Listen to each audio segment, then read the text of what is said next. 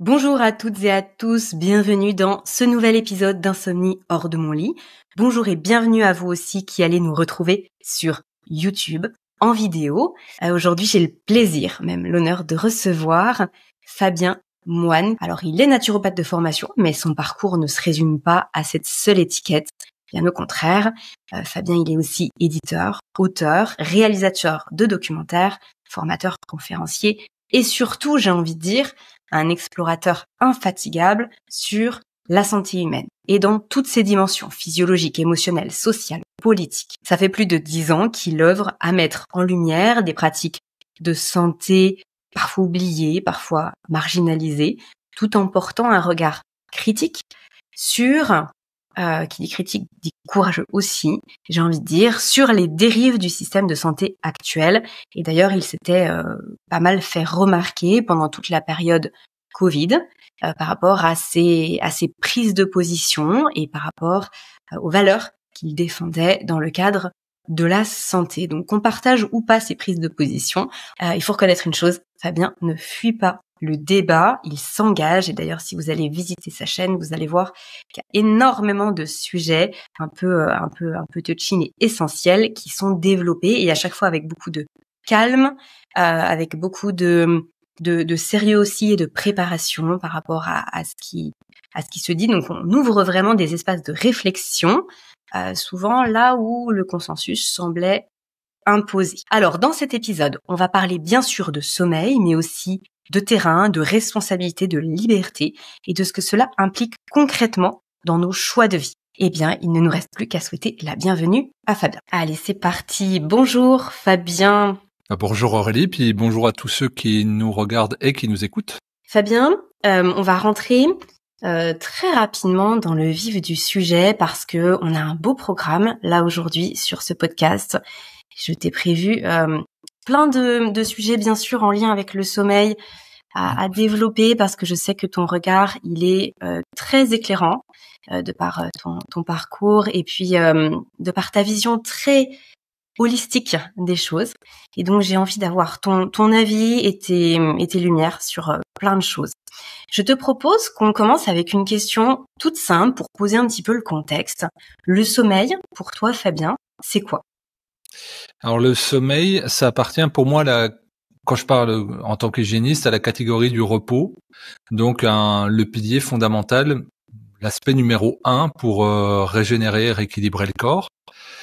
C'est celui qui est sans doute le plus négligé parce qu'on est dans une ère de la possession, de l'abondance par l'extérieur, de la solution, et donc de compiler, peut-être miser sur l'activité physique, miser sur l'alimentation, miser sur l'ensoleillement, miser sur les massages, miser sur les complémentations alimentaires, miser sur les huiles essentielles ou les techniques d'acupuncture.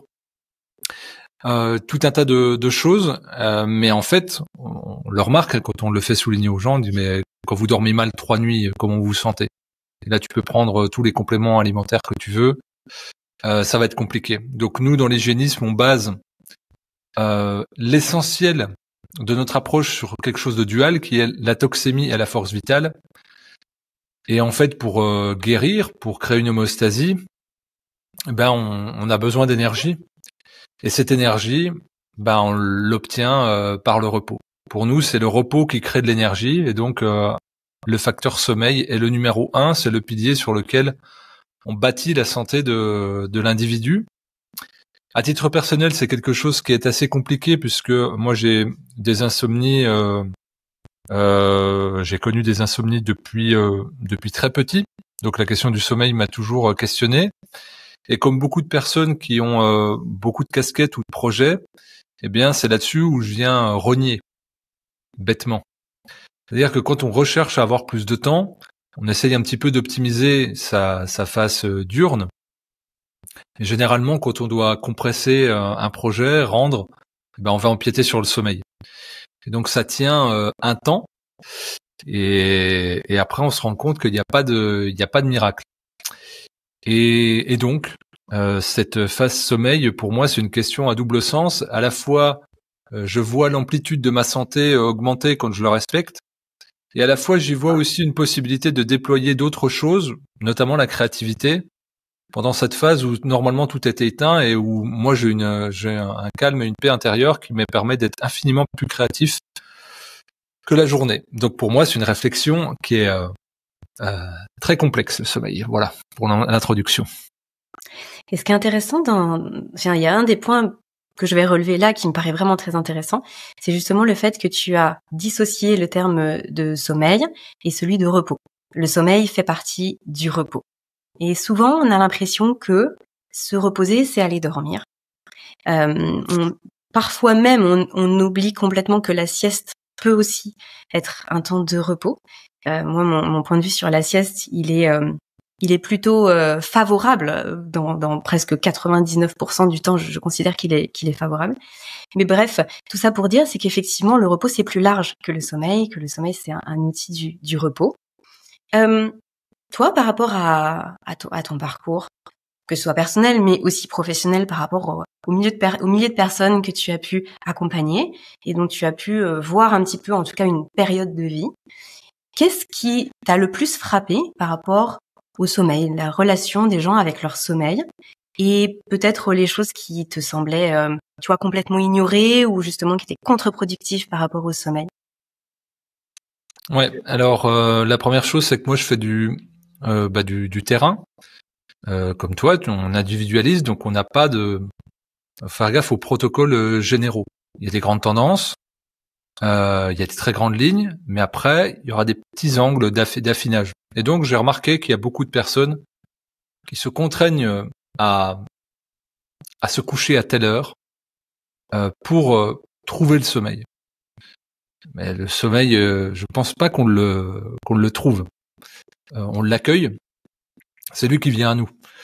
Et donc j'ai vu ça, des gens forcés. Il faut que je me fasse à telle heure. Moi, mon ami, mon groupe d'amis, ils sont comme ça marche comme ça, donc ça devrait être répété. Oui, mais de combien de temps de sommeil as-tu? Puis surtout, quel est ton cycle?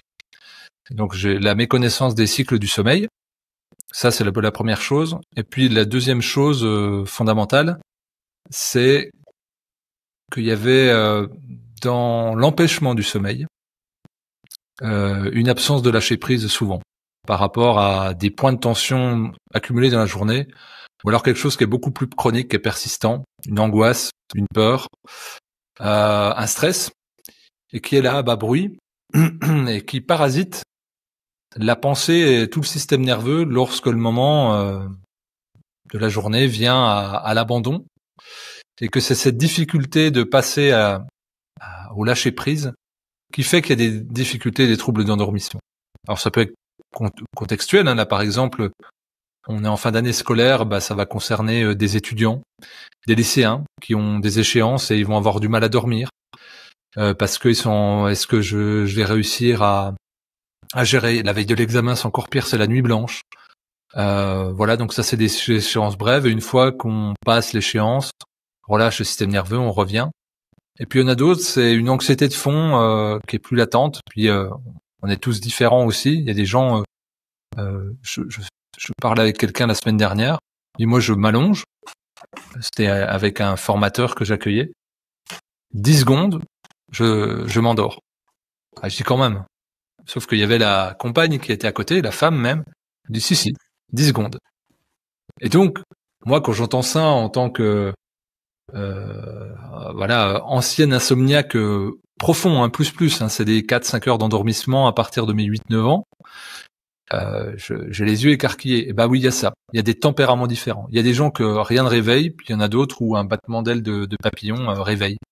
Donc c'est de faire prendre conscience de ça aux gens, c'est que vous avez une nature différente. Vous avez un stress de fond, vous avez une nature anxieuse, ou au contraire vous avez une grande plasticité à lâcher prise. Et puis peut-être que vous avez été initié dans votre enfance à dormir avec du bruit et que du coup ça vous dérange pas. Il y a tout un tas de choses et donc j'essaye d'investiguer, d'enquêter à chaque fois, tout en disant aux gens mais vous allez devoir faire avec votre spécificité. Vous êtes ça. Et donc moi par exemple, je dormirai jamais tranquillement. Par contre, je rebondis. Il y a 1 heure pile, j'ai fait une sieste de 20 minutes. Mais je l'ai faite sans la programmer. En fait, je me laisse la possibilité. J'ai toujours fait beaucoup de siestes et ça, moi, je la recommande vivement Mais peut-être que j'anticipe sur une des questions que tu as sur la sieste et je vais pas détailler dessus pour pas tout mélanger. Non, mais vas-y, tu peux développer, il y a pas de souci. En fait, la sieste, moi j'en ai toujours fait. Et même par exemple quand j'étais en travail salarié, que ce soit à l'usine lorsque j'étais en recherche de travail ou pour payer mes études, ou lorsque j'étais dans l'informatique, je m'allongeais sur la moquette du bureau. On était 4, 5, 6 dans le bureau. Donc les gens regardent très bizarrement. Et mon patron arrive un coup, il fait mais je crois pas que tu sois payé à dormir. Je dis non, c'est vrai. Par contre, est-ce que vous préférez que je travaille le reste de la journée à 100% ou à 40%? J'avais une vingtaine de sites internet à gérer. Donc je dormais sur mes temps de pause. Hein. Je dormais pas, mais il y a des fois, si ça avait des grosses journées où je faisais des heures sup, je faisais la sieste, mais avec ce que j'avais. On n'avait pas de canapé ou autre chose. Donc je m'allongeais sur la moquette. Ça, par contre, je peux dormir n'importe où. J'ai de la difficulté à dormir, mais je peux dormir n'importe où. Et donc j'ai acquis ça dès le départ, que la sieste est fondamentale. Et il y a plein de gens qui me disent, mais si je m'écoutais, je dormirais. Bah, quel est le problème? Si je m'écoutais, je dormirais. Bah, dors. Et donc là, j'avais pas prévu, j'étais en train de bosser. Je sens que j'amorce un cycle. Je lâche tout et poup. J'étais en train de bosser sur mon ordinateur portable sur le canapé. J'ai juste à poser l'ordinateur. J'ai basculé. J'ai fait mes 20 minutes. C'était réglé. Et ça, je le fais extrêmement souvent. Et là, j'ai eu une période où j'étais de surproduction là cet hiver. Et où j'en suis ressorti très fatigué. Il m'arrivait de faire 2 siestes dans la journée. Et beaucoup de personnes vont culpabiliser de ça. Parce que la sieste, c'est vécu comme de la paresse, de la fainéantise. On est dans une société du rendement, de l'efficience, de démontrer qu'on vaut quelque chose, mais c'est pas, pour moi, c'est l'intensité qui compte. C'est la qualité, pas la quantité. Et donc à la fin, moi par exemple, dans mon boulot, je bossais plus 7 heures par jour, mais je bossais 4h30, 5 heures. Parce que j'avais tout optimisé. Et en fait, j'étais payé à la tâche et non plus à l'heure. Mais j'aurais pu faire ou des heures sup ou ça, mais derrière, j'avais une hygiène de repos énorme. Parce que ça me donnait une fraîcheur et une clarté au niveau de l'esprit. C'est-à-dire que je prenais les meilleures décisions. Je ne revenais pas en arrière. Et j'étais pas un surhomme, j'avais juste de la lucidité. Et la lucidité, elle m'était amenée par le repos.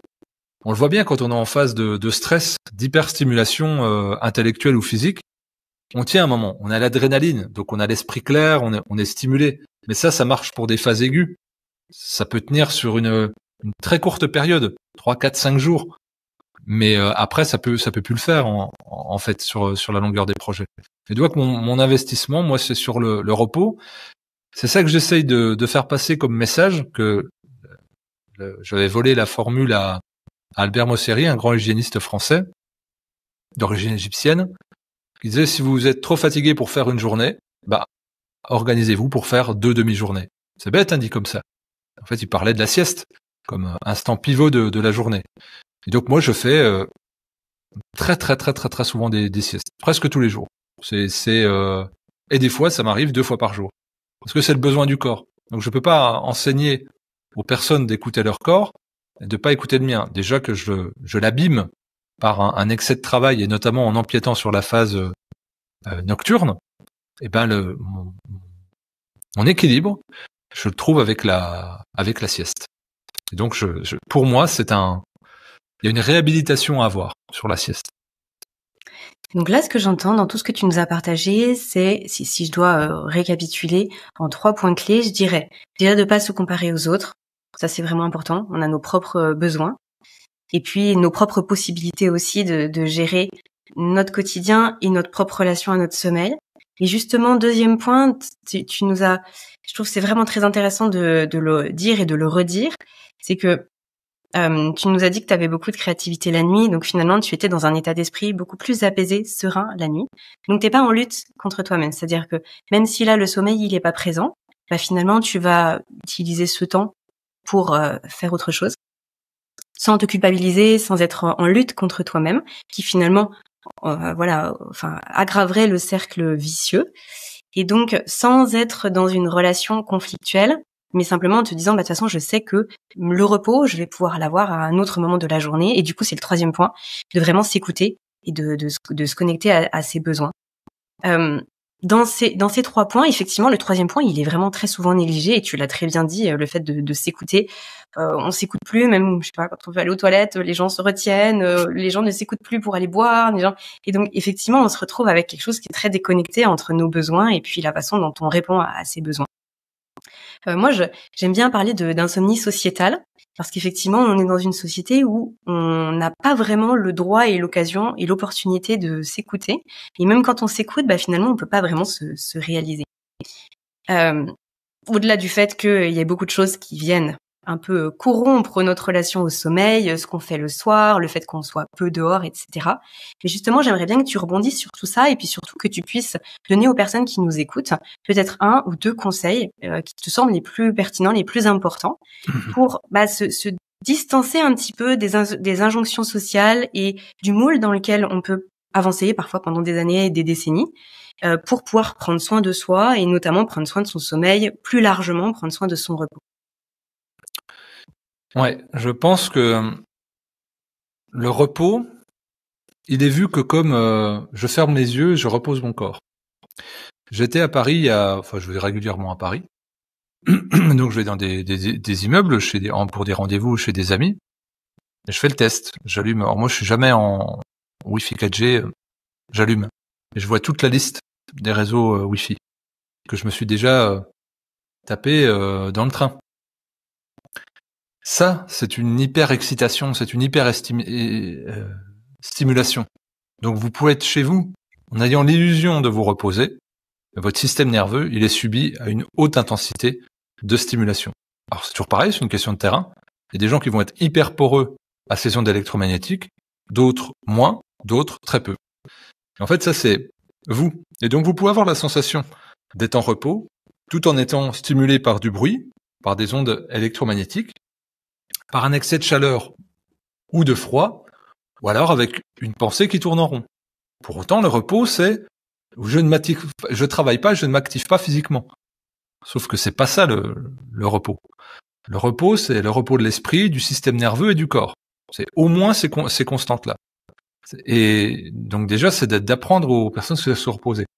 Des fois, je vois, quand j'accompagne des jeunes, ça fait du bien de se reposer. La personne, elle lit un pavé de 300 pages, un truc très intello. Et tu reposes pas là. Si, là, je fais rien. Non, tu lis. Oui, mais bon, c'est rien. Ça consomme du carburant. Ça mobilise ton attention. Donc, tu n'es pas en repos. Tu es en stimulation intellectuelle. Et puis en plus, je te vois prendre des notes. Donc là, c'est dur. Parce que, en fait, le vrai repos, c'est être face à soi-même. Et donc, c'est dur d'être face à soi-même. Quels sont les repos pour moi? Le sommeil, en numéro 1, la sieste, la méditation, la relaxation pleine conscience, la contemplation. Ce sont tout ça, c'est large. Mais il n'y a pas la lecture, il n'y a pas la marche tranquille, ou il y a des gens qui sont tellement en hyperactivité que pour eux, très peu faire, c'est quasiment ne rien faire. Donc la première chose, c'est ça, c'est d'initier aux personnes la vraie notion concrète de repos. L'autre chose, c'est de se relier à quelque chose qui est élémentaire. C'est un élément naturel. Moi, je vois nettement la différence. Si je coupe ma journée avec une activité en lien avec la nature, du jardinage, je fais beaucoup de jardinage, donc ça va être replanter, même arroser. En tout cas, être en lien avec la nature, d'avoir une attention portée sur les animaux que j'ai autour de moi, sur la végétation, sur l'eau. Et là, je vois tout de suite que mon rapport à la soirée et à la nuit est absolument modifié. Mais directement. Je le vois aussi quand je fais du sport, quand je fais une activité physique. Donc à la fois de décharge nerveuse, puis aussi qui est un peu fatigante, et donc qui me créera de la détente de manière réactionnelle. Donc je pense que c'est ça, c'est de ne pas méconnaître à la fois les notions de repos, de ne pas méconnaître l'influence de son environnement sur ce qu'est un repos, bien penser à regarder Faut te dire, ouais, mais mon repos, mon sommeil, il est pas réparateur. Bah oui, mais là, t'es dans un environnement où il y a beaucoup de bruit. Là, par exemple, si vous dormez dans un appartement sous les toits à Paris, bah, vous allez ouvrir les fenêtres, vous allez entendre tout le bruit de la rue, plus vous mangez tous les réseaux Wi-Fi. C'est sûr que ça n'a rien à voir par rapport à moi qui suis dans un village de 300 habitants où j'entends juste le bruit de mes grenouilles et de mes poules. C'est complètement différent. Et j'ai pas une prise Wi-Fi ou Bluetooth ou 4G chez moi. Donc c'est différent. Mais il y en a d'autres, ces mêmes personnes-là de Paris, qui pourraient être perturbées dans leur sommeil par le silence. Ça, j'en ai eu beaucoup. Beaucoup de personnes qui viennent en stage ou en formation, qui viennent de grandes villes. J'ai du mal à m'habituer au silence par rapport à ça. Donc, elles viennent là pour se reposer, mais leur repos est de moins bonne qualité parce que il y a un bruit de fond, mais qui était une stimulation. Et enfin, voilà, le dernier point pour résumer, c'est de se trouver une activité. Moi, je préfère dire apaisante, donc c'est-à-dire en lien avec la nature. Ça va être de prendre soin de ses animaux, brosser son cheval, promener son chien, faire du jardinage ou du maraîchage, aller nager. Là, c'est le temps d'aller dans les lacs et les rivières pour avoir une activité en lien avec la nature. Et en fait, on le sait, hein, quand on a une activité avec la nature, notre système nerveux se comporte complètement différemment. Là, je voyais par exemple l'entraîneur du Paris Saint-Germain, donc qui est loué pour son pragmatisme. Au niveau de la préparation, il est méticuleux. Et donc, il y a des journalistes qui le voient marcher pieds nus. Là, ils sont en championnat du monde des clubs. Et donc, ça interpelle les journalistes. Mais qu'est-ce qu'il fait? Il est fou. Et donc, il explique non. En fait, c'est une pratique. C'est le earthing. C'est de mettre les pieds à la terre. Ça décharge au niveau électromagnétique et électrique. Voilà. Et donc, je suis mieux. Donc, il a étudié ça. Et donc, même le fait de le faire instinctivement, on dirait, c'est un baba cool. Lui, non. Il dit non, je le fais parce que c'est bon et que sur le reste du temps, je suis à faire des analyses de matchs sur des écrans toute la journée et que c'est pas bon pour moi. Et donc dès que je peux être au contact avec la nature, je le fais parce que sinon tout mon système est débalancé. C'est d'avoir cette vision un petit peu pragmatique, si ce n'est opportuniste. Il faut que je mette quelque chose en fin de journée où je sois en lien avec des éléments naturels. C'est pour ça que je parlais de phase élémentaire. Ou au pire, d'aller faire du sport pour avoir une décharge et puis un mouvement physiologique assez complexe qui va m'amener de la détente.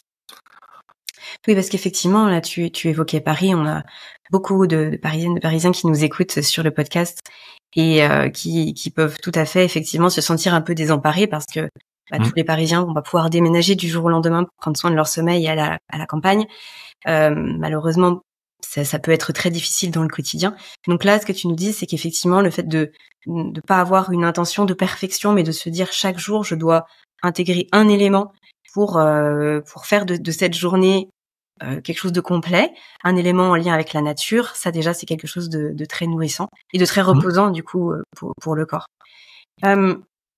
Tu as évoqué à un moment donné au début de notre échange les différences entre les gens et moi ce que je constate c'est qu'il y a une vraie différence entre les hommes et les femmes. Souvent les femmes vont être beaucoup plus sujettes à des insomnies et souvent depuis plus jeune que pour les hommes. Bon, c'est pas que de mon expérience de façon empirique dans ma pratique, les études le montrent aussi, tout va dans ce sens. Est-ce que, et d'une, tu aurais une explication? Est-ce que, de deux, tu aurais quelque chose de plus spécifique à conseiller pour nous, les femmes? Sachant qu'après, j'aimerais beaucoup qu'on puisse discuter aussi, alors là ce sera une grande parenthèse dans cet échange, mais j'aimerais beaucoup avoir ton regard sur la période de ménopause pour les femmes, parce que les troubles du sommeil ils explosent à ce moment-là. Donc quel est l'enjeu déjà différence homme-femme? Alors ça va ça répondra aux deux questions hein, aussi sur la période de ménopause. Il y a une spécificité métabolique qui est endocrino-nerveuse. On le regarde là, c'est par les tempéraments, les constitutions qu'on l'observe. Par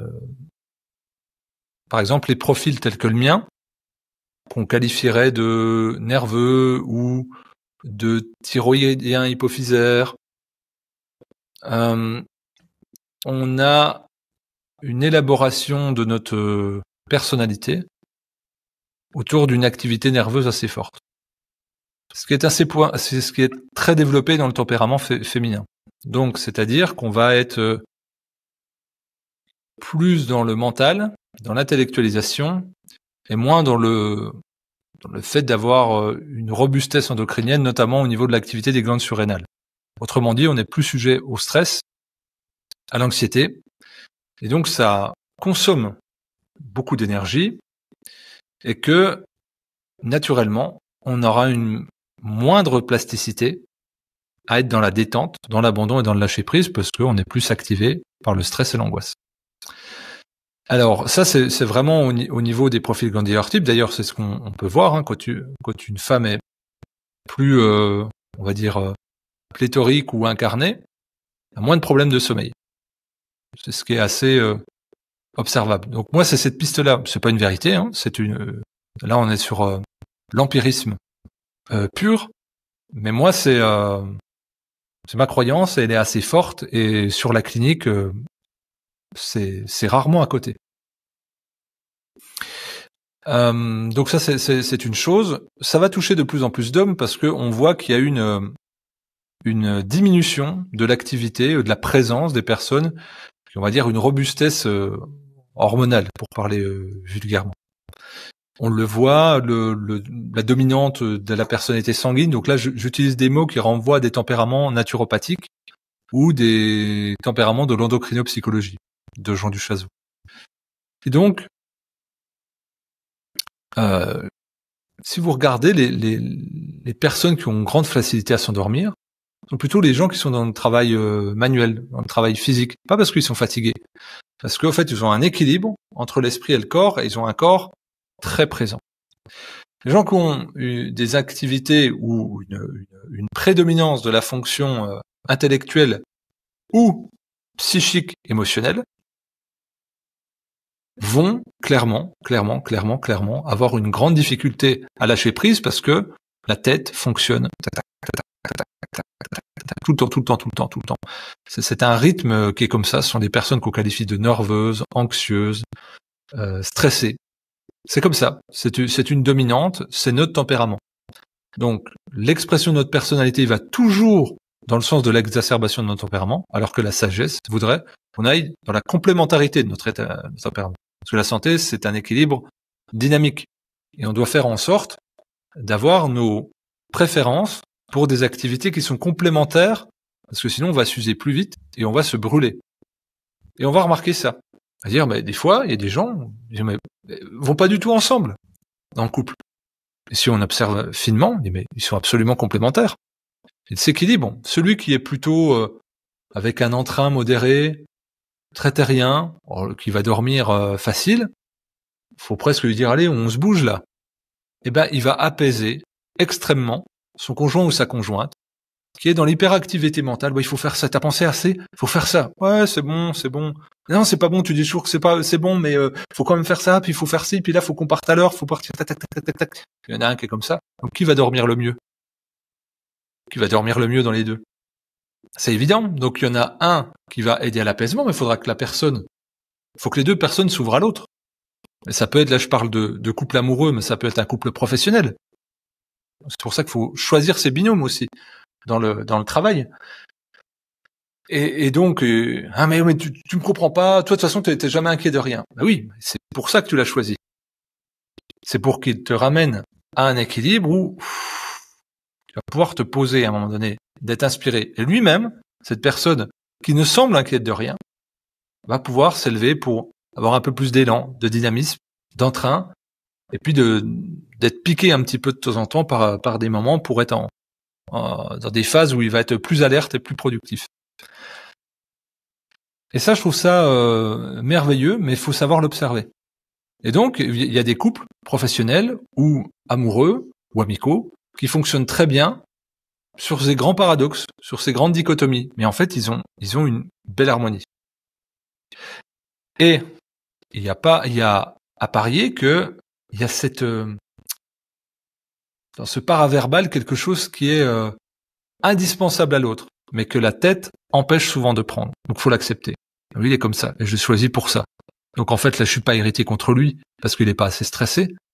J'ai un miroir déformant en face de moi, de mon stress interne, qui est non canalisable et que j'arrive pas à apaiser. Donc, il faut que je trouve des recours.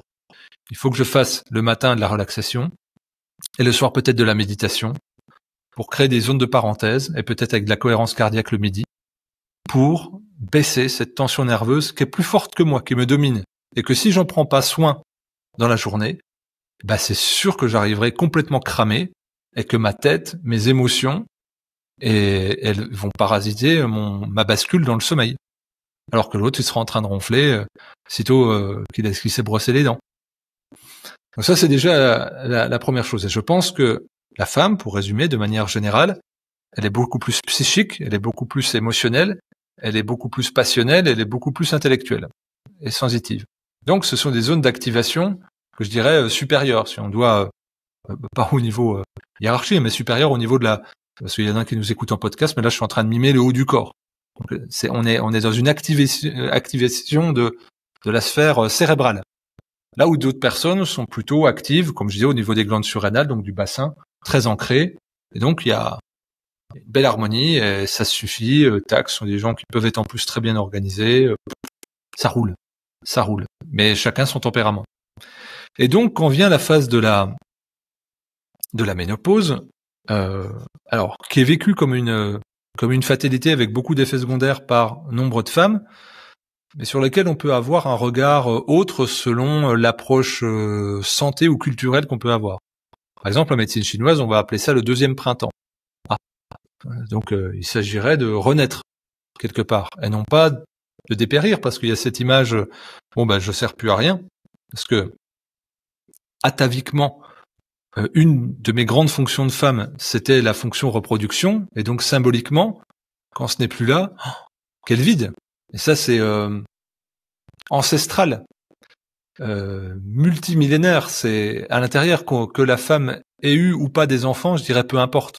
C'est quelque chose qui nous domine et à laquelle on est rattaché cycle après cycle pendant des dizaines d'années. Et donc cette modification, elle entraîne un bouleversement hormonal dans la plupart des cas. Mais en fait, vous observez des femmes pour qui la ménopause est asymptomatique. Donc moi, je me suis attaché à observer celle-ci. Quasi systématiquement, les gens qui venaient me voir, c'était à 90-95% des femmes. Pour les raisons que j'ai expliquées juste avant. Parce qu'elles prennent le temps de se poser, de réfléchir, d'être à leur contact de leurs émotions, de leur psyché, et donc à un moment donné de dire il y a quelque chose qui déconne, il faut que j'ai plus d'informations ou que je me fasse aider. Alors que la personne qui n'investit pas la sphère intellectuelle ni la sphère émotionnelle, tout va bien. Ouais, mais là ça a pas l'air terrible. Non. Si je m'écoute pas, oui, c'est sûr que j'aurai pas d'informations. Mais plus on s'écoute, plus il y a des effets secondaires. À trop s'écouter, on entend des voix. Et donc pas toujours les bonnes. Et donc oui, parce que dès qu'on commence à activer le cerveau, évidemment, on peut partir dans des ruminations, lire des livres qui nous font rebondir à d'autres trucs, et puis paf. Donc ça aussi, ça a des très bons côtés, et ça peut avoir des mauvais lorsque ce n'est pas équilibré. C'est comme tout, c'est une question d'équilibre. Et donc vient cette phase-là de la ménopause où certaines femmes n'ont pas ces heures physiologiques. Et donc très souvent, j'ai observé l'hygiène de vie. Et pour beaucoup, ce sont des femmes qui pratiquaient le yoga. J'avais beaucoup ça. Alors, je me dis, tiens, c'est étonnant ça. Sur l'aspect diététique, c'était souvent des femmes qui consommaient peu de céréales et peu de produits laitiers. Donc ça va en faveur du métabolisme aussi. Je dis, tiens, il y a une question d'encrassement. Et puis après, je regardais le corps de manière large, le corps de la femme de manière large, donc avec cette spécificité d'avoir un cycle avec des écoulements sanguins quasi tous les mois. Et après, je regardais les effets lorsqu'il n'y avait plus ces écoulements sanguins. Je voyais les prises de poids, je voyais la fatigue, je voyais l'irritabilité, les insomnies, les dermatites, des inflammations au niveau articulation. Je dis, en fait, c'est de la toxémie, ça. C'est que de la toxémie. Mais c'est logique, puisque à travers les règles, il n'y a pas que le délitement du tissu de l'endomètre, il y a également des toxines. Donc si l'émonctoire utérus, c'est-à-dire le filtre qui permet de passer des toxines de l'intérieur du corps en dehors du corps, n'est plus disponible, il y a une réaccumulation de toxines s'il n'y a pas eu un transfert vers les autres organes émonctoires, notamment les reins, la peau et les intestins.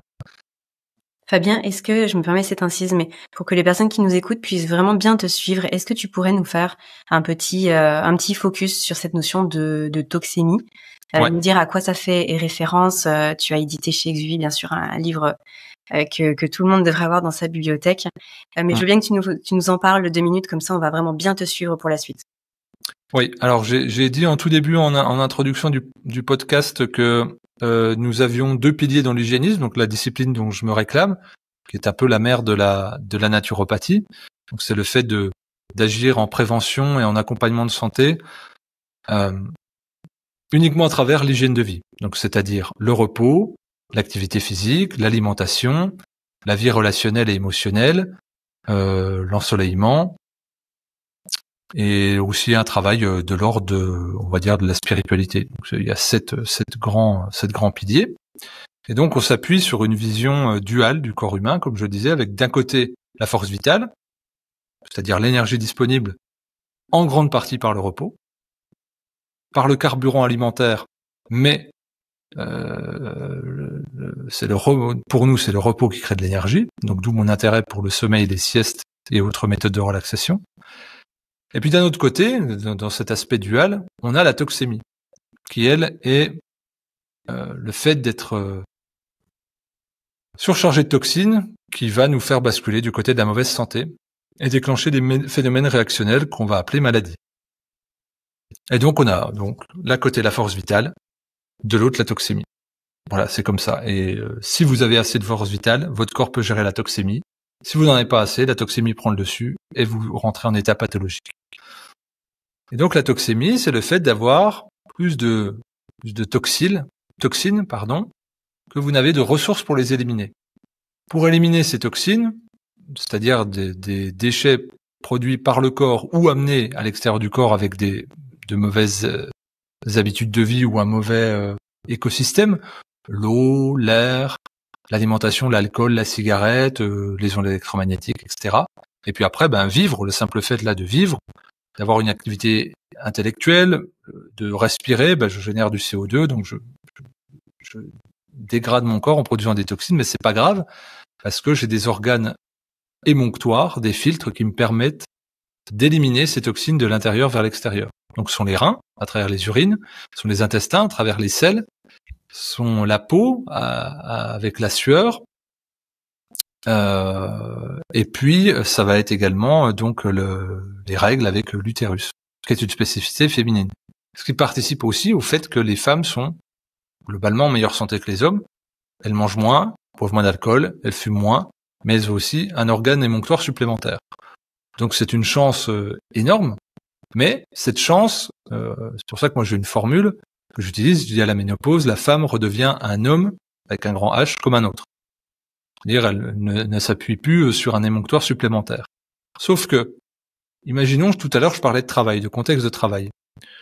Vous avez un collègue qui est toujours là, à l'heure, toujours dispo, toujours efficace, toujours fiable, tout le temps.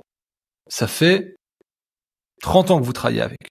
Donc vous savez que tous les dossiers vaseux, tous les trucs chiants, tous les trucs lourds, tous les trucs stressants, on va l'appeler Jean-Pierre. C'est Jean-Pierre qui gère.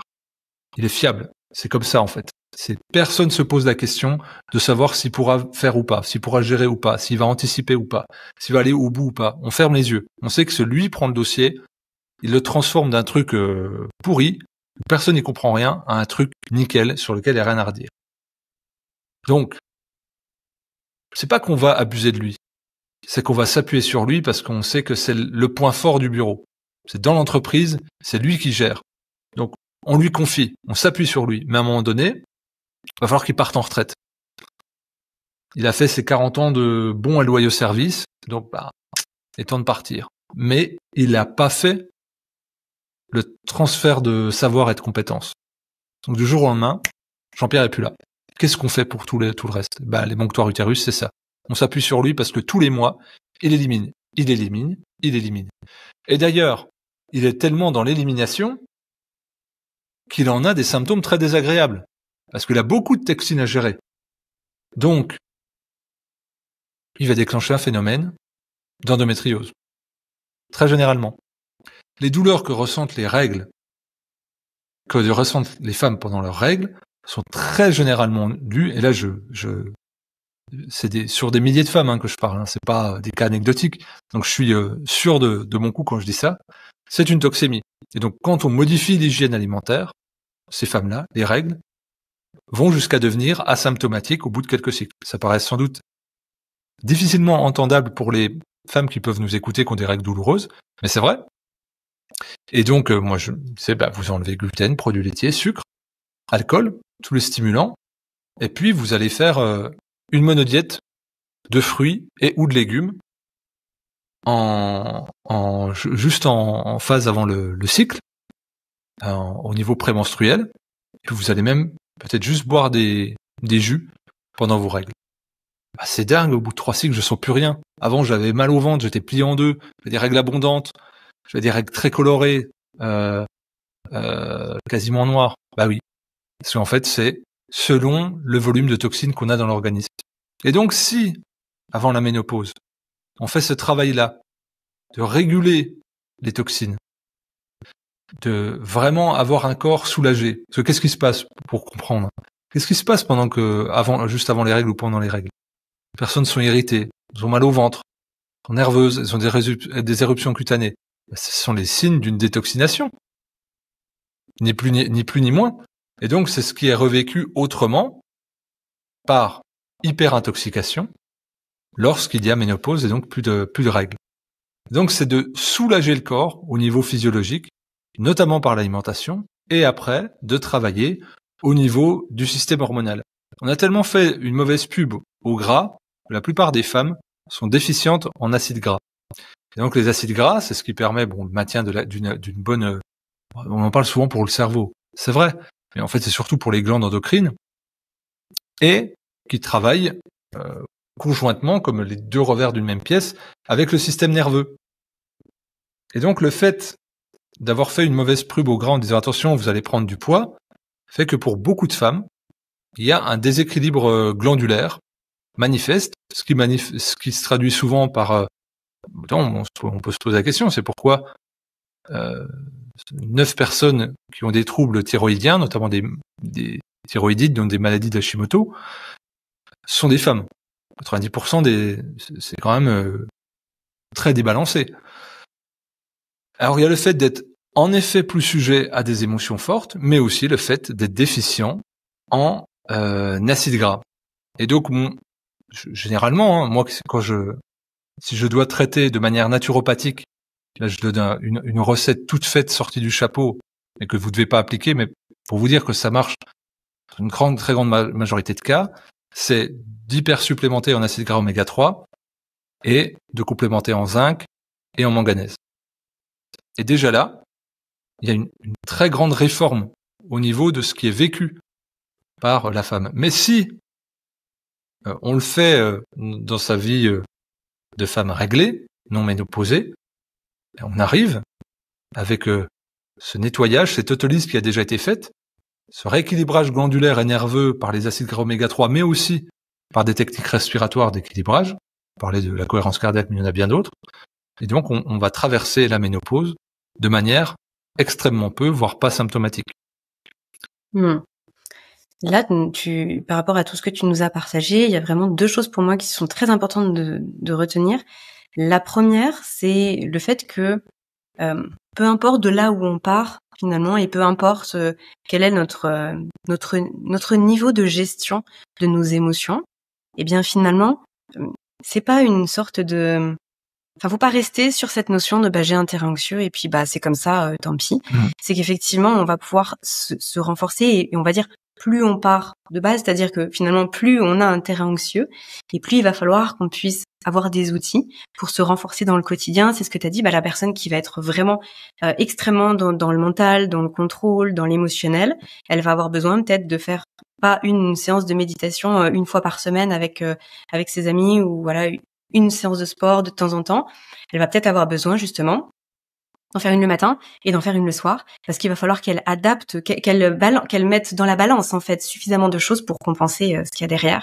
Et je pense que c'est un point qui est que voilà, j'espère que tout le monde l'a bien noté là derrière son écran ou en écoutant le podcast, bien noté dans sa tête ou quelque part, parce que c'est vraiment un élément essentiel où on a l'impression que finalement on fait un truc, ça suffit. On oublie que de se demander si ça suffit pour nous en fait. En fait, ce qu'il faut voir, la vision qu'on peut se faire, c'est lorsqu'on est à l'école primaire, on apprend les poids et les balances et les équilibres. Donc vous avez un gros poids de 500 grammes, puis vous en avez plein de tout petits. Puis il est demandé aux élèves, équilibre la balance. Donc là, on arrive à faire des calculs, et peut-être que il faut 15 points pour équilibrer le poids qui est en face. Et donc tout le monde a son poids de déséquilibre au niveau des émotions, de l'anxiété ou du stress. Mais quelle est la masse de ce poids?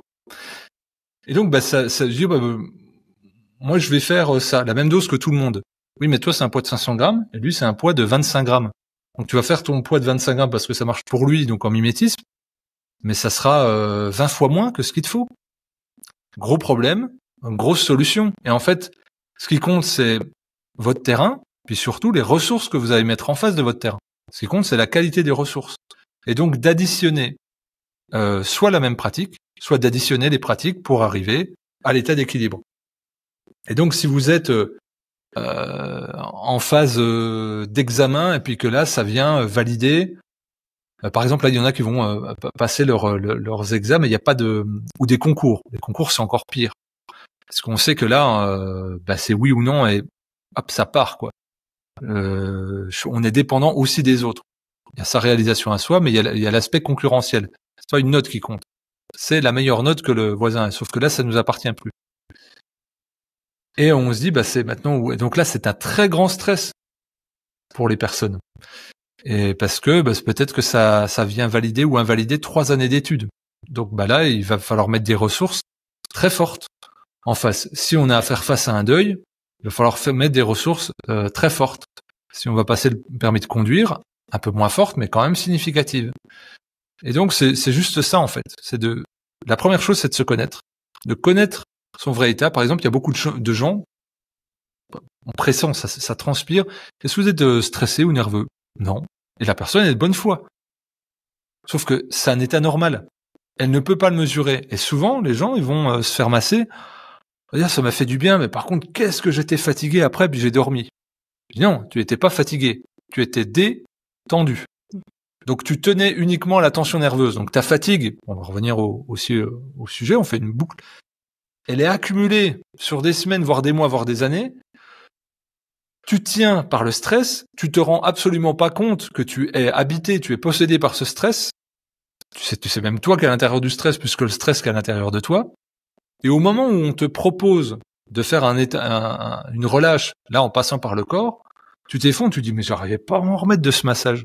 Mais il a rien fait si ce n'est te détendre, le masseur ou la masseuse.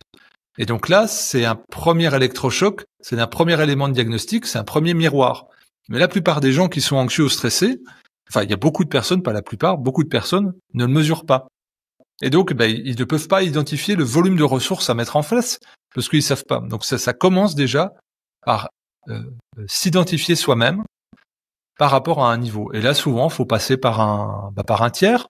Alors ça peut être un sophrologue, ça peut être un kinésiologue, ça peut être un psychologue, ça peut être quelqu'un qui est coach sportif aussi, enfin bref, peu importe. C'est tout un tas de naturopathes, des gens qui ont une capacité à ressentir ou évaluer le stress ou l'anxiété pour pouvoir derrière en place développer les ressources qui vont être adaptées à vous et à votre terrain et à votre moment de vie et pas autre chose. Et dans une société où tout tend vers la normalisation, on a tendance à se dire que si on fait la même séance de respiration que son conjoint, que son voisin, que voilà, si on fait ça une fois de temps en temps parce que tout le monde le fait une fois de temps en temps, on a tendance à considérer que ça suffit et on oublie vraiment de se regarder le nombril. Je pense qu'on se regarde parfois sur des choses où on devrait être plus dans l'ouverture aux autres. Et puis parfois, on oublie de s'observer, mais finalement, ça rejoint quelque chose que tu as déjà dit, qu'on a déjà évoqué dans le podcast, à savoir qu'il faut se connecter à soi-même, il faut s'écouter, il faut prendre le temps pour ça. Et le deuxième élément sur lequel je voudrais juste revenir, parce que ça va nous amener justement au prochain sujet. C'est cette notion d'encrassement, et notamment pour les femmes qui vont arriver sur le coup de la quarantaine, cinquantaine, et qui vont avoir un changement de toute façon, qui va forcément arriver dans leur corps. Donc moins il y aura d'encrassement, et plus le corps va pouvoir gérer cette phase-là le plus facilement possible. Et du coup, ça nous emmène sur le sujet de l'alimentation, que j'aimerais beaucoup qu'on puisse développer un petit peu ensemble. Et puis après, on ira aussi sur la non-alimentation, sur le jeûne. Je ne pouvais pas ne pas parler de jeûne avec toi aujourd'hui.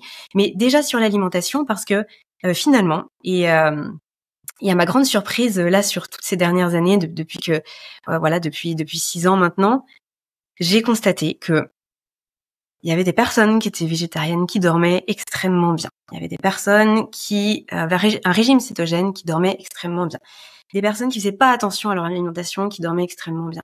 À l'inverse, des personnes qui font très attention à leur alimentation mais qui ne mangent pas de viande depuis des années, qui dorment très mal. Des personnes qui ont adopté un régime carnivore pour régler tel ou tel problème, qui du coup dorment très mal. Et puis on dit c'est très important les fruits et les légumes, puis en même temps on dit bah oui mais faites attention, il y a les oxalates et puis il faut ci, puis il faut ça, puis on n'accorde pas. En fait, c'est le bordel. Et finalement, les gens ne sont complètement perdus à partir du moment où ils se disent je veux aller vers une alimentation saine qui va soutenir mon sommeil. Alors déjà je précise, je fais une petite parenthèse, mais c'est déjà qui sont dans une grande ouverture, parce que quand on comprend que oui, l'alimentation qui nous est adaptée va nous permettre de soutenir cette fonction sommeil, c'est déjà un grand pas. Beaucoup de personnes n'ont pas en tête ça, donc déjà c'est quelque chose de très important à poser. Mais quand on a ça en tête, qu'on se dit ok, ce qui est dans mon assiette, forcément ça m'aide à bien fonctionner, ou alors ça m'entrave dans mes fonctions physiologiques. Donc il faut que j'en prenne soin. Quand on s'est dit ça, on a fait une partie du chemin, mais finalement j'ai l'impression que le plus dur reste à venir, parce que quoi faire?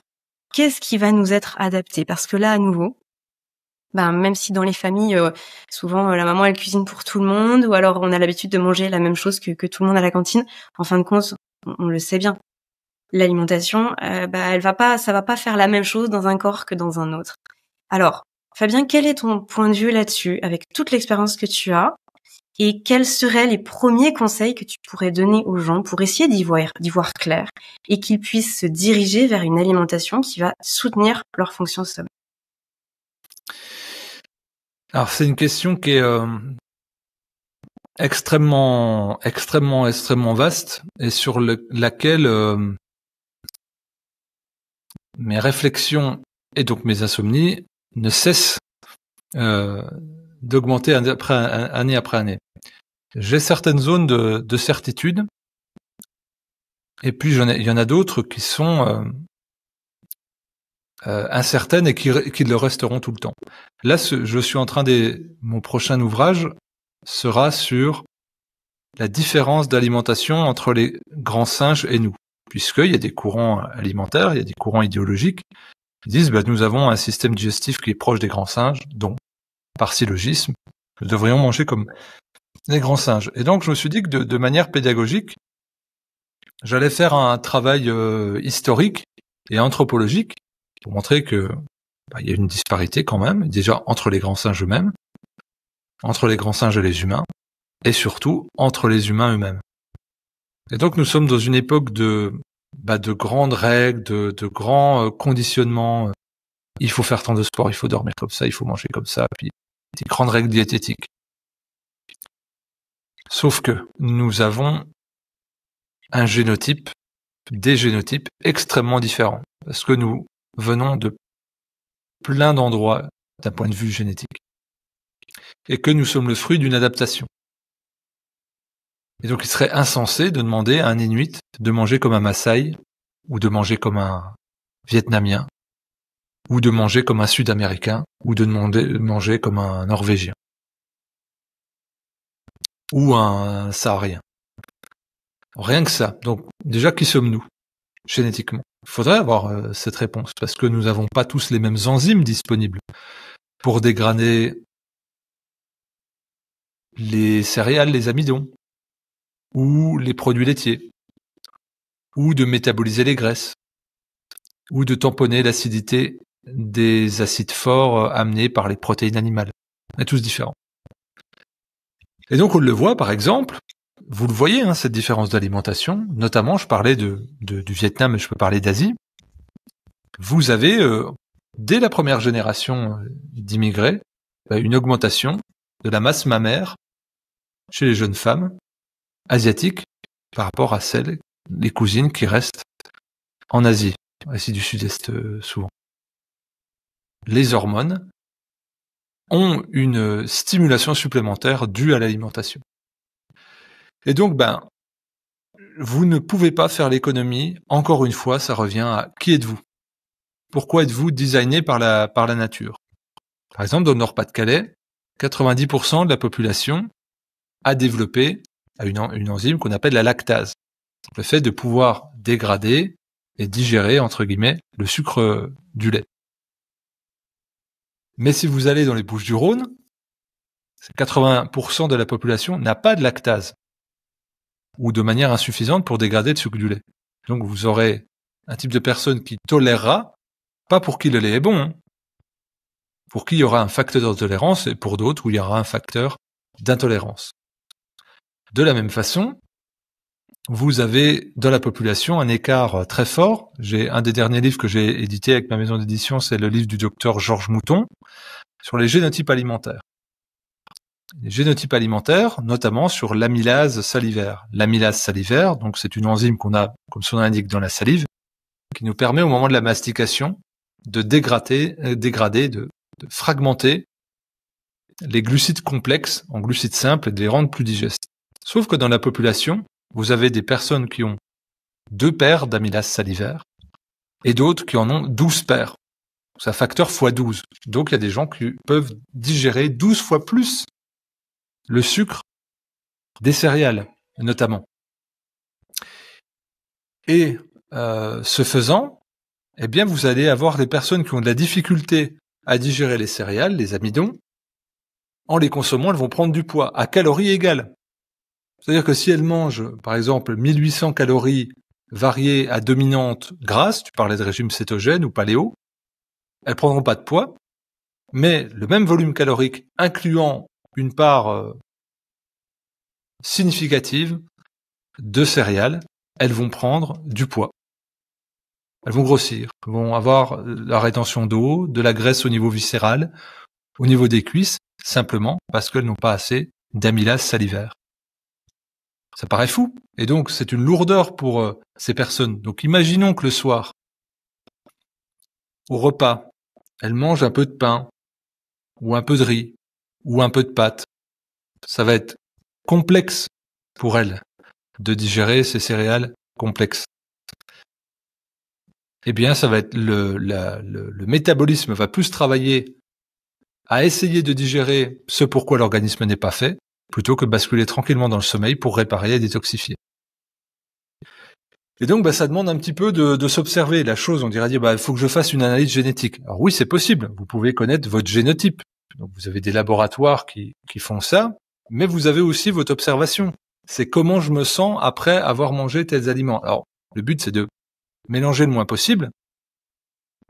On dit que les fruits et légumes sont bons, d'accord. Donc, je vais me forcer à en manger. Vous avez dit, il y a des gens qui vous disent, j'en ai parlé au début, si je m'écoutais, je mangerais ça. Si je m'écoutais, je mangerais pas ça. Et moi, des fois, les gens, ils me présentent ça sur un plateau, mais je dis, mais pourquoi vous venez me voir? Écoutez-vous. Oui, mais j'ai vu tel newsletter, j'ai vu tel livre, j'ai vu tel documentaire qui disait que ce modèle alimentaire, c'était top. Ce type d'aliment, c'était top. Et oui, mais c'est de la généralité, et puis ça reste une approche. Ça n'est pas vous. Vous pouvez pas vous réduire à ça. Et donc, il y a des gens qui se forcent, malgré les sensations désagréables qu'elles ont au niveau digestif, la lourdeur, la nécessité de faire une grosse sieste derrière, d'être improductif au travail, d'avoir des gaz, des ballonnements. Et de toute évidence, ça ne marche pas pour vous.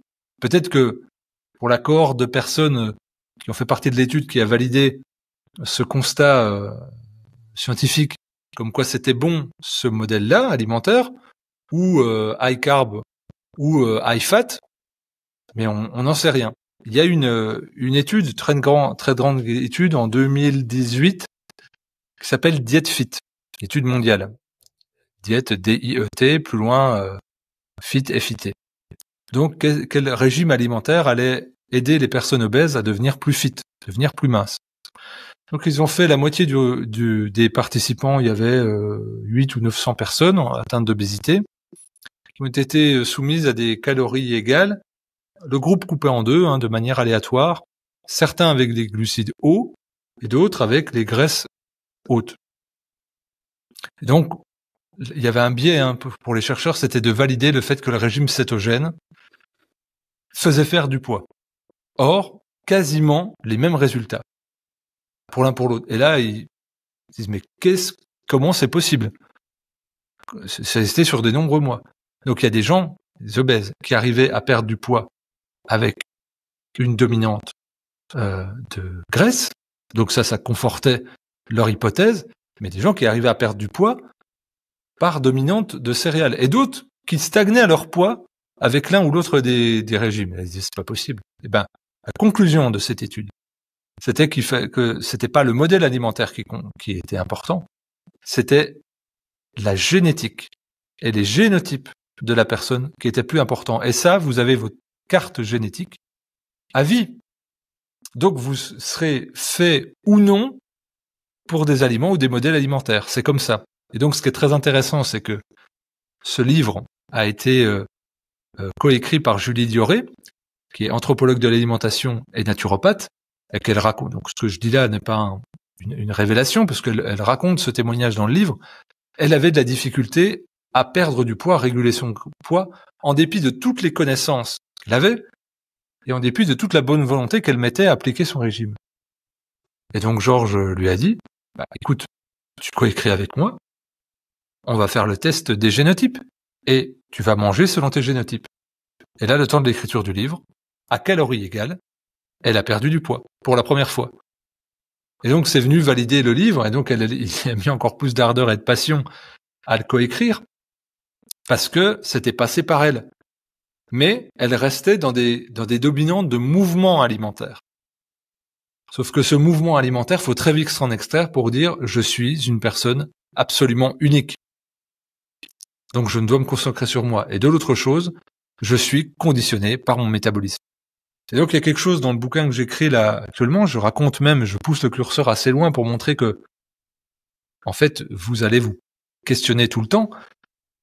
Certaines bactéries dites pathologiques dans nos intestins, à l'autre côté de la planète, ce sont des bactéries bénéfiques, et inversement. Ce qui fait qu'il y a l'état de votre microbiote, en plus de votre génétique, qui compte. Donc ce qui doit rester, c'est les grandes lignes.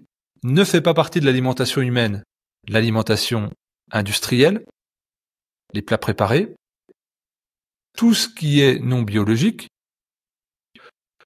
tout ce qui a été traficoté génétiquement, parce qu'il y a du bio trafiqué génétiquement, notamment le blé, qui est passé de 7 à 21 paires de chromosomes et de 5 à 20% de gluten pour que ce soit facile à pétrir, les aliments à gluten, les aliments avec des produits laitiers non crus.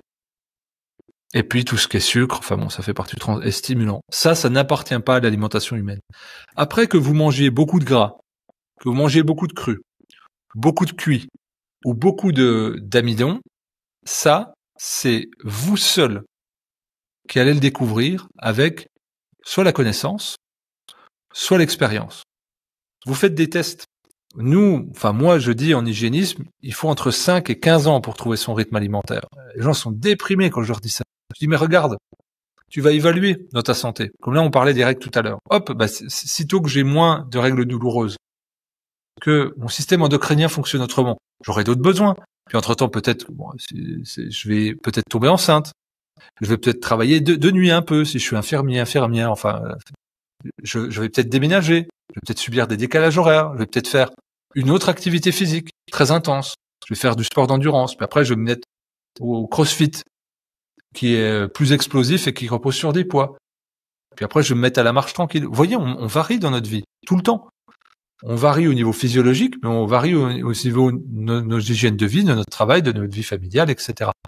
Donc il y a ça. Et puis en plus j'augmente ou je modifie mon niveau de santé, plus je vais devoir adapter ma nutrition parce que elle va se baser non pas sur une rationalité, mais sur des besoins qui sont en perpétuelle évolution.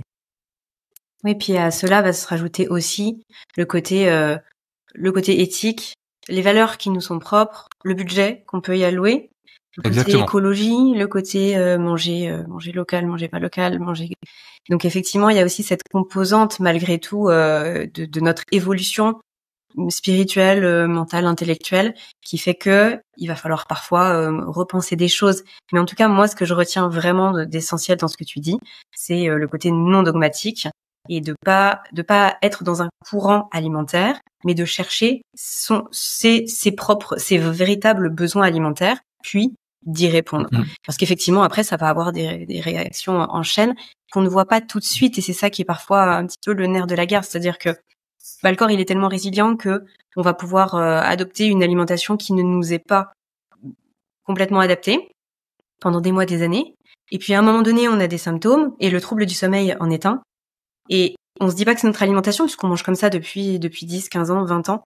Sauf que on a tellement tiré sur la corde et on a tellement peu apporté ce dont vraiment notre corps avait besoin qu'on se retrouve un petit peu coincé. Donc oui, effectivement, le fait, mais je crois que ça va être vraiment le fil conducteur de notre épisode, Fabien, c'est le fait de se dire que il faut vraiment tester, s'écouter soi-même, et puis tout le temps être très à l'écoute et en connexion avec ce que notre corps il nous dit et comment il répond à tout ça finalement.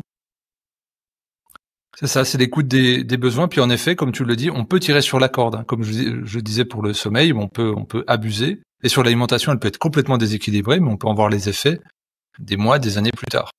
C'est ça que j'essaie de voir, par exemple, l'exemple, c'était les gens qui mimaient l'alimentation des grands singes. Moi, j'ai vu des catastrophes physiologiques parce que c'était une alimentation idéologique.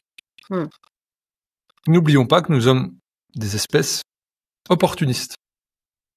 Moi, par exemple, j'adore les avocats. C'est absolument pas écologique. J'habite en Franche-Comté, ça n'a aucun sens. Et dans mon modèle alimentaire, dans le modèle alimentaire que j'ai choisi à la fois instinctivement et intellectuellement, c'est si je mets une part d'intellect, j'ai une cohérence qui m'est propre.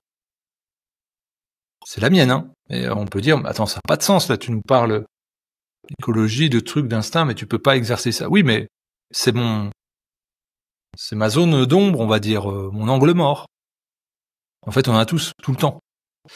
Et de la même façon que là, juste avant cet épisode, j'ai fait des frites de patates douces avec mon fils. De la friture, c'est pas bon.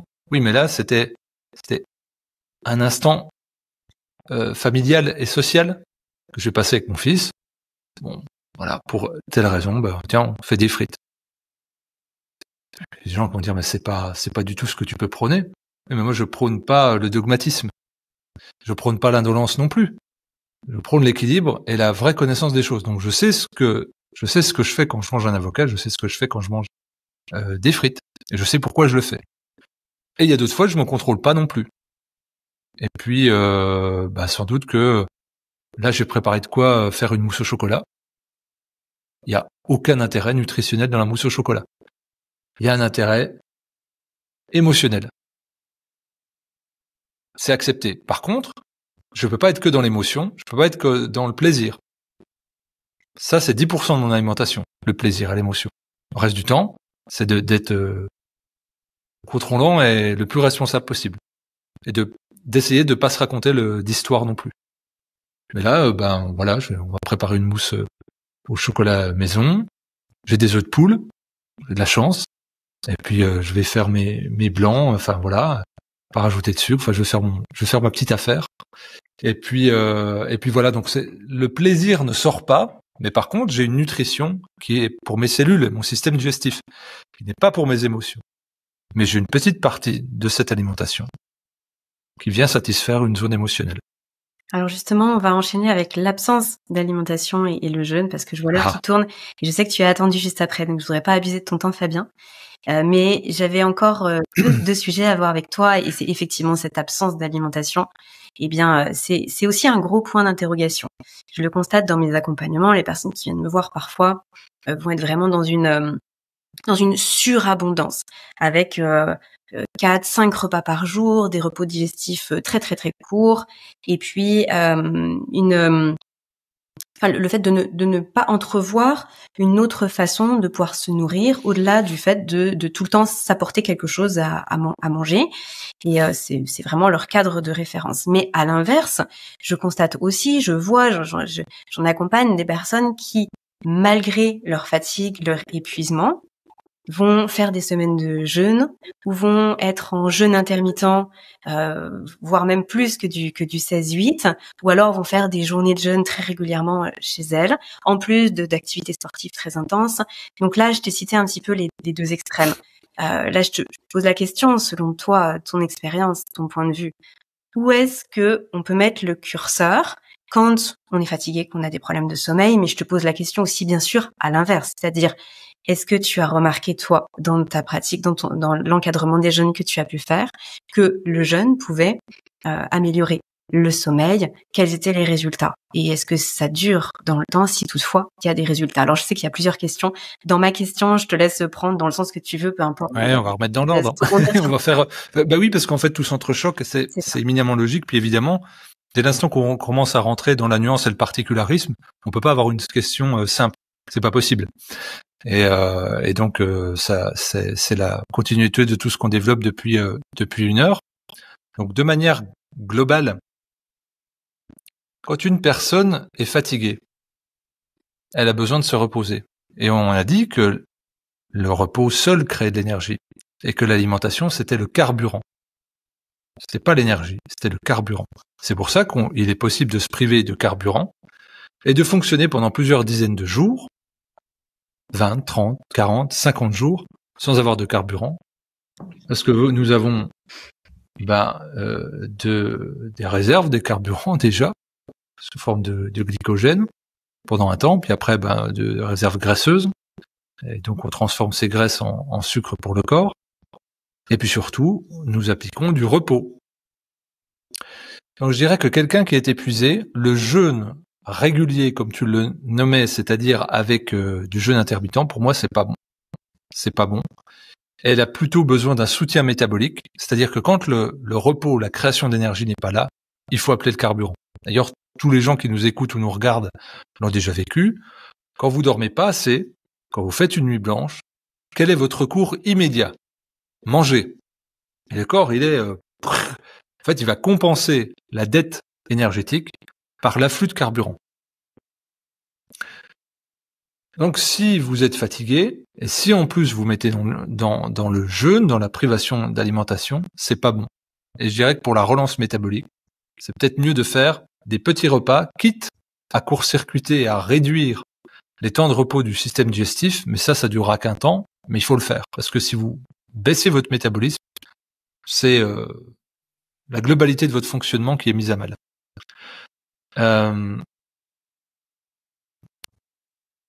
Paradoxalement, pour les personnes qui ont des insomnies, le jeûne sera un très bon recours. Vous voyez, oui, mais tu viens de dire oui. Mais je dis oui, mais le jeûne, c'est un temps court. On va jeûner 4, 5, 6, 7, 8, 9, 10 jours. C'est pas comme faire du jeûne intermittent sur 2-3 ans. Ou 2-3 mois même. Donc on est sur autre chose. Et donc j'ai eu plusieurs cas d'insomnie lourde réglée par du jeûne. Comme s'il y avait un reset physiologique. Donc je l'ai vu beaucoup. Et donc ce qui se passe généralement pour ces gens-là, quand il y a... Alors le jeûne, c'est pas simplement se priver de nourriture. C'est sortir de son contexte habituel. Comme je l'ai dit, l'alimentation, elle a aussi un support nutritionnel, mais elle a un support émotionnel très fort. Qu'est-ce que vous faites quand vous enlevez votre support émotionnel? Quand vous enlevez votre doudou? Quand vous enlevez votre carré de chocolat? Quand vous enlevez vos petits gâteaux au fond du placard qui vous permettent de souffler un coup? Après une journée chargée, après une engueulade, après un stress, après une phase anxieuse. Si on enlève ça, qu'est-ce qui reste? Il reste l'objet anxieux ou l'objet stressant. Qu'est-ce qu'on en fait? On s'y confronte, et puis il va falloir faire avec. Il va falloir le regarder, il va falloir le manipuler un petit peu, et il va falloir réajuster son regard dessus. Et c'est ce qui se passe en jeûne. Et donc on trouve des ressources nouvelles, on trouve des approches nouvelles, des regards nouveaux sur ces phénomènes psycho-émotionnels. C'est pour ça que le jeûne aussi est fait, c'est un apaisement du corps et de l'esprit. C'est se nourrir autrement. Et donc la cause, souvent la tension, l'irritation qui permet difficilement le repos, trouve souvent peut-être pas une solution intégrale, mais au moins un apaisement et une une acceptation d'une autre réalité pour pouvoir rebasculer dans le sommeil. Et d'autres fois, ce sont des mécanismes physiologiques que pour le coup je ne sais pas identifier, mais que se trouve soulagé. J'ai eu une personne autour de moi qui a fait un jeûne il y a une 30aine d'années. Elle a découvert le jeûne comme ça, elle en pouvait plus. Elle était insomniaque depuis la naissance de son premier enfant. C'était horrible. Donc je sais pas, vous savez, des fois on bascule à force de réveils nocturnes 4, 5, 6 fois par nuit. En fait, le corps, il est complètement déphasé au sens littéral. Et donc une fois que sa fille avait grandi suffisamment, elle avait essayé plein de trucs. Je lui dis, je vais essayer le jeûne. Elle avait lu des articles où le jeûne pouvait améliorer le sommeil. Je dis, j'essaye. Et puis ça marchait. Une semaine de jeûne, elle a plus jamais eu d'insomnie. Alors on pourrait mettre plein de choses là-dedans. Est-ce que c'est le fait de sortir de son contexte familial? Est-ce que le fait de s'accorder du temps pour elle? Est-ce que le fait de faire un reset physiologique? Est-ce que c'est le fait de trouver inconsciemment ou pas une cause fondamentale à son déséquilibre? Je peux pas le dire. Mais en tout cas, le contexte jeûne global a rendu possible cette amélioration et moi je l'ai vu beaucoup. Donc je pense qu'il y a une tension nerveuse qui se rééquilibre. D'ailleurs, ce sont les gens qui dorment le plus et le plus rapidement. Les troubles de sommeil. Ils vont dormir en journée parce ils ont une dette. C'est pas tellement la détoxination qui est à l'œuvre chez elles. C'est le rééquilibrage du système nerveux. Parce que comme je le disais, l'activité métabolique est souvent ralentie. C'est normal, hein, on a moins de ressources. On peut avoir une activité métabolique forte quand il y a un anabolisme, quand il y a du repos. D'ailleurs, toujours pareil, hein, que les gens qui ont le plus d'anabolisme, le besoin de plus d'anabolisme, c'est qui? C'est les gens qui font de la musculation et du bodybuilding. Qu'est-ce qu'ils font? Ils ont une nutrition adaptée et des grandes plages de repos pour pouvoir construire. Parce que la musculation, c'est la déconstruction, c'est le catabolisme, et la reconstruction se passe pendant le sommeil. Mais simplement vivre, c'est détruire et reconstruire. Donc cette phase de déconstruction, à plus forte raison si on est en tension psychologique, sociale, émotionnelle, s'il n'y a pas cette phase anabolique du repos, on va être en dette et notre métabolisme va s'ajuster à la baisse.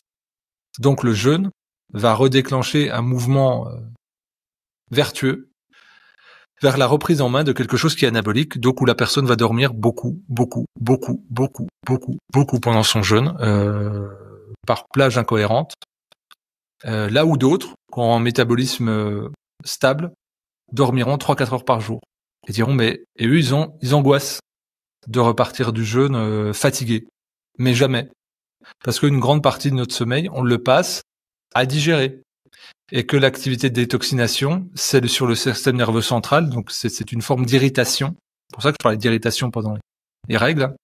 C'est cette phase de détoxination. Et donc, si on est irrité, on peut moins dormir. Et donc, la personne qui est fragilisée métaboliquement et qui est en dette de repos et de sommeil, elle a un métabolisme bas, elle n'a pas les ressources pour détoxifier beaucoup, mais par contre, elle va pouvoir rebasculer dans un mouvement anabolique pour se reconstruire et rebasculer dans une phase d'équilibre où le repos peut reprendre sa place juste. Et je vais préciser aussi quelque chose parce que tu l'as dit à plusieurs reprises, mais c'était un peu en filigrane derrière tous tes propos, mais c'est le fait que ça dépend aussi de comment on va faire le jeûne. C'est-à-dire que là, toi, tu parles vraiment d'un jeûne où, comme tu disais, il y a pas un pavé à lire, il y a rien de particulier à faire. Je fais cette précision parce que, tu vois, juste là, ce matin, j'étais en consultation avec une personne qui, pour le coup, a fait régulièrement des jeûnes et mais pas des jeûnes encadrés, en tout cas, pas de façon à ta façon, Fabien, façon hygiéniste. Vraiment. Je suis chez moi, j'ai mes enfants, ma femme qui mange à côté, je continue mon activité professionnelle, je vis ma vie, sauf que je mange pas. Et donc là, effectivement, on n'est plus du tout dans la même notion et on n'est pas dans cette économie d'énergie, dans ce transfert d'énergie justement qui va permettre de reconstruire et puis possiblement de bénéficier pour son sommeil de ce temps de jeûne. Non, on est juste à mettre le système digestif au repos, mais ça peut être pire encore, parce que on va tirer sur des réserves qu'on n'a plus. Sur un bon métabolisme, on va pouvoir assurer. Il y a des gens qui vous disent « Ah, mais c'est très simple de jeûner, j'ai pu bosser. » Oui, mais tu n'as pas détoxifié, tu n'as pas agi en profondeur. Il y avait juste la surface, c'est-à-dire avec l'économie du système digestif, mais c'est tout. Donc non, le vrai jeûne, c'est au repos. Vraiment, repos. Moi, dans le dernier livre que j'ai écrit avec Leonardo Pedagotti, que tu connais bien, c'était Jeûne et respiration, c'était d'expliquer que c'était 2 hormèses. C'est-à-dire c'était 2 hormèses au service du vivant. C'est-à-dire qu'on est dans des zones d'inconfort mais en fonction du potentiel qu'on peut supporter l'inconfort, et surtout, ça ne peut se produire qu'au repos. Le jeûne dont je parle, c'est le jeûne au repos. Si vous faites de l'activité, vous allez, cette énergie digestive qui représente à peu près 40-50% de l'énergie métabolique globale, quand elle est économisée, enfin quand elle est enlevée, elle doit être redistribuée vers les processus subconscients, notamment ceux de la détoxination et de la régénération cellulaire. Vous faites autre chose, ça va être redistribué vers toute votre gestion quotidienne. Et donc vous en tirez très peu, voire pas de ressources. Ce qui est effroyablement dommage de s'accorder un temps, on va dire, de choix, de volonté, de discipline, voire de frustration, pour ne pas en tirer un maximum de bénéfices. C'est pour ça que moi je conseille souvent, et c'est pas pour prêcher pour ma paroisse, de sortir de son contexte habituel. C'est mieux que rien de le faire chez toi, indubitablement, mais on aura trop de réflexes de regarder sa boîte aux lettres, faire un peu de ménage, bref, plein de choses qui vont nous parasiter le mental, quoi, et générer de la dépense énergétique. Donc du coup, si je récapitule correctement, si on est épuisé, que les nuits sont difficiles, on évite de s'imposer des jeûnes intermittents sur des mois et des mois. On est plutôt on fait attention à ce qu'on met dans l'assiette, mais par contre, on va venir alimenter le corps suffisamment pour qu'il ait suffisamment de carburant. En revanche, si on a la possibilité de sortir de son contexte, mais si on a aussi suffisamment finalement d'énergie, qu'on n'est pas complètement en burn-out, on peut envisager un jeûne pour justement mettre le corps, tout l'être au repos, et puis ensuite tirer profit de ça pour rééquilibrer ce qui doit l'être, et puis laisser le corps faire là où lui il trouve sa priorité, parce que finalement notre agenda mental c'est pas l'agenda du corps, et donc ça permet aussi de le laisser tranquille et faire ce qu'il a à faire au moment où il souhaite le faire. Donc on a les deux options. Exactement, c'est exactement ça. En fait, c'est à quel moment et à quelle dose on le fait et pourquoi on le fait. Et donc, c'est pour ça que dans le dernier livre, j'explique le jeûne intermittent, que la plupart des gens font le jeûne intermittent le matin parce que c'est pratique et qu'on n'a pas faim, mais c'est très rarement une bonne option. La plupart du temps, si on peut faire un jeûne intermittent, ça serait plutôt en sautant le repas du soir et pas du matin. Bon, Fabien, on arrive tout doucement là à la fin de cet épisode, même si j'avais encore 1001 questions. Écoute, j'ai envie de conseiller aux personnes qui nous écoutent, si là tout ce que tu nous as apporté, si ça résonne en elles, et si elles ont envie de t'écouter encore plus sur ce vaste sujet de la santé. Tu as fait un épisode avec Jérôme sur le podcast Biomécanique, qui était vraiment passionnant. Et pourquoi je le cite? Parce que justement, tu as vraiment pris le temps de développer la partie un peu plus d'alignement, de fatigue chronique dans la vie de tous les jours, d'alignement, de spiritualité aussi, et de ce qui peut se passer lorsque finalement on a l'impression qu'on est en mode automatique dans notre vie, et puis qu'on ne sait pas pourquoi on est là et on ne sait pas pourquoi on fait ce qu'on fait. Donc pour le coup, là on n'aura pas le temps de le développer dans cet épisode aujourd'hui, mais c'est pas grave, c'est vraiment une ressource précieuse que les gens peuvent aller voir sur cet épisode que tu as fait là récemment. Je te propose de terminer aujourd'hui, Fabien, avec cette notion de santé intégrative. Pourquoi? Parce que le sommeil, c'est un des aspects, c'est une des portes d'entrée. La personne, elle va venir, par exemple, me voir ou voir des naturopathes parce qu'elle a un problème de sommeil, mais en fin de compte, c'est une partie émergée de l'iceberg. Il y a plein d'autres choses à aller voir. Et le fait de pouvoir être dans un parcours sur un chemin, d'être accompagné par plusieurs professionnels, souvent ça permet d'aller beaucoup plus loin, beaucoup plus vite. Et puis de s'ouvrir à l'esprit et justement de se reconnecter à soi dans cette ouverture et d'être plus à l'écoute de soi-même. Et toi, tu œuvres pour ça dans le quotidien pour que les différents thérapeutes professionnels se parlent correctement, on va dire, puissent que la personne soit au centre de son parcours, mais qu'elle puisse faire appel à justement plusieurs aides. Et j'aimerais bien que tu nous en parles un petit peu pour conclure et pour amener aussi justement vers toi ce que tu fais dans le quotidien, où est-ce que les gens vont te retrouver, quels sont peut-être tes projets aussi aujourd'hui. C'est quoi pour toi la santé intégrative et pourquoi quand on s'intéresse à sa santé, quelle que soit la porte d'entrée, c'est important d'avoir cette vision très très ouverte?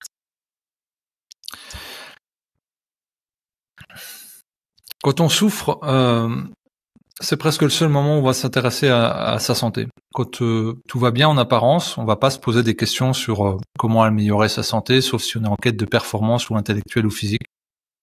La plupart du temps, c'est la maladie, la douleur ou la souffrance qui nous fait nous intéresser à la santé. Ce qui est dommage. Donc on est rarement sur un objet de prévention. On doit agir sous une forme d'urgence pour améliorer une situation ou stopper une douleur, qu'elle soit morale ou physique.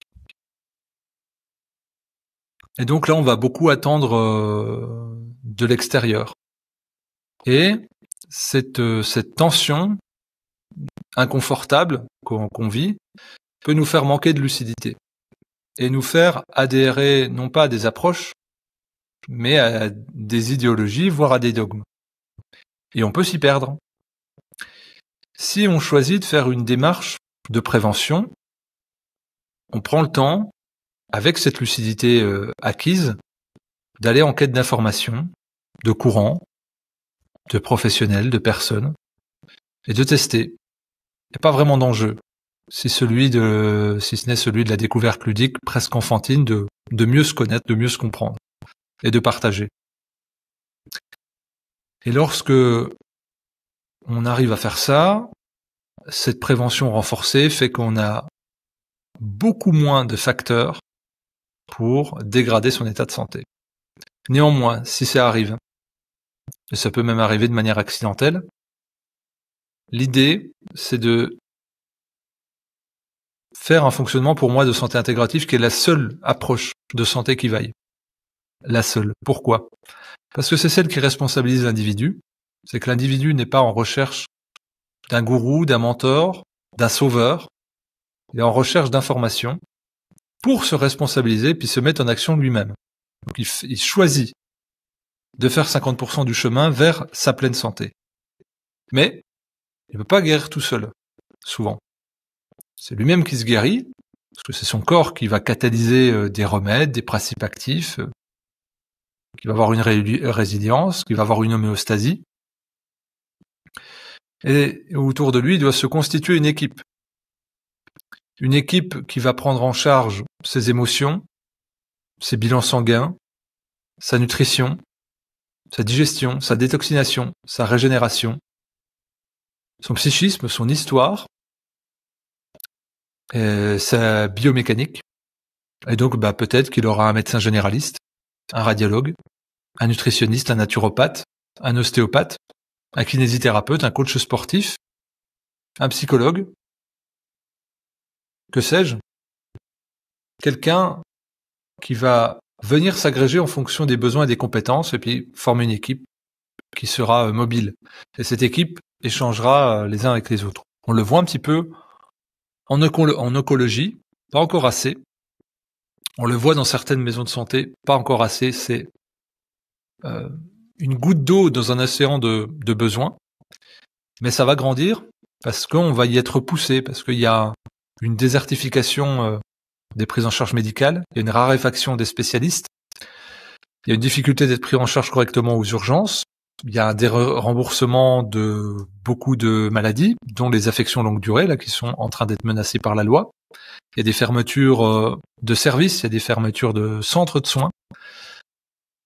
Eh bien, avec l'augmentation de la population, le vieillissement de la population, ça va nous amener à de plus en plus de besoins, de recours de santé, et donc de manière réactionnelle, de manière opportuniste, comme on le disait tout à l'heure. Il va y avoir plus de place pour faire de la pédagogie pour cette santé intégrative, et puis les gens vont se sentir la nécessité de se responsabiliser au risque que ça aille très mal.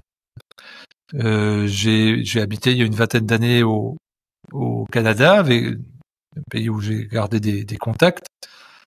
Et en fait, la dernière fois que j'y suis retourné, j'étais surpris. Je voyais que la plupart de mes amis qui étaient pas intéressés de base par la naturopathie, mais pas du tout, allaient voir un naturopathe. Bon, c'était pas de la naturopathie hygiéniste, il y a beaucoup de compléments alimentaires. Je les ai questionnés, mais pourquoi vous faites ça? C'est un investissement, donc au sens pécunier sur notre santé, parce que les coûts de la santé ont explosé en Amérique du Nord. Et donc ils se sont dit, va falloir éviter de tomber malade parce que sinon tous nos projets vont tomber à l'eau. Et que là, va falloir qu'on cumule un deuxième ou un troisième emploi juste pour se soigner. Et donc ce modèle-là néolibéral est en train d'être déployé sans complexe en Europe. Et que, évidemment, on peut se battre pour essayer de protéger ce qui peut l'être. Pour le coup, je pense que sur un temps court, c'est assez vain parce que c'est une machine déferlante. Par contre, ça laisse une porte ouverte à une plus grande autonomie, mais ça demande une meilleure volonté, un plus grand souhait de mettre en place des routines, de s'informer, d'investir au sens propre comme au sens figuré en temps, en énergie, en agent sur sa santé. Et puis de se former sa petite équipe de praticiens, quelqu'un qui va conseiller sur le sommeil, un autre sur la diététique, un autre sur le jeûne, gérer les émotions, faire des constellations familiales, que sais-je. En tout cas, faire ça. Moi, c'est mon souhait. C'est pour ça que j'ai créé une maison d'édition pour avoir une approche plurielle.